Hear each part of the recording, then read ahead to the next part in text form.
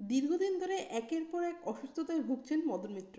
এর আগে গত ডিসেম্বরে জ্বর এবং শ্বাসকষ্টজনিত সমস্যা নিয়ে এসএসকেএম হাসপাতালে ভর্তি হয়েছিলেন মদন মিত্র।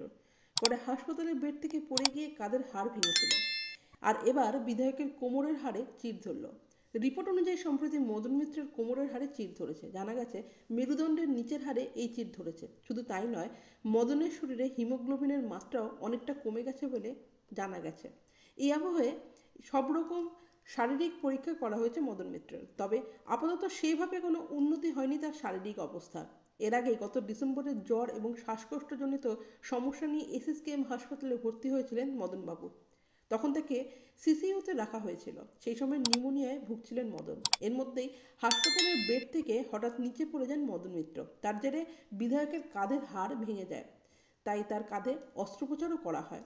মদন মিত্রের বাঁ কাঁধের হাড় জুড়তে 2.5 ইঞ্চি লম্বা টাইটানিয়াম প্লেট বসানো হয়।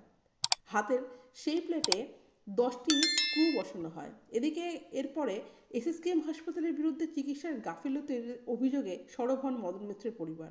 অভিযোগ ওঠে হাসপাতালের মদন মিত্রের হাতে যে প্লেট বসানো হয়েছিল তার স্ক্রু খুলে গেছে। জানা যায় হাসপাতাল থেকে বাড়ি আসার পরও মদনের হাতের ব্যথা ছিল। পরে এক বেসরকারি হাসপাতালে নিয়ে যাওয়া হয় মদনকে। সেখানে পরীক্ষা করা জানা যায় মদন মিত্রের হাতে বসানো প্লেটে স্ক্রু খুলে গেছে। এমনকি হাতে আরেকটি হাড় ভাঙা থাকলে সেটিকে লাগানো যেত না। এইসবের মাঝেই মদন মিত্র খুবই দুর্বল হয়ে পড়ে।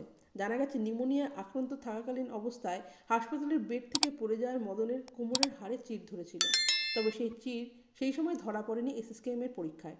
তবে বেসরকারি হাসপাতালে নিয়ে যাওয়া হলে সেখানে পরীক্ষা করে দেখা যায় মদন মিত্রের কোমরের হাড়ে চির ধরেছে।